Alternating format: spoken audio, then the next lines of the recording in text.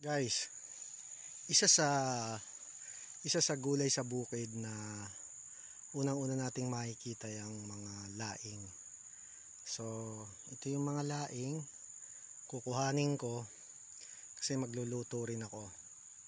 Ito yung pinakagulay sa probinsya, sa bukid na marami siyang makukuha dito sa kabukiran. Oh, tingnan nyo guys, sariwan-sariwa. Oh, pipitasin ko yan guys. Oh, isa-isa. Isa-isa guys. Oh,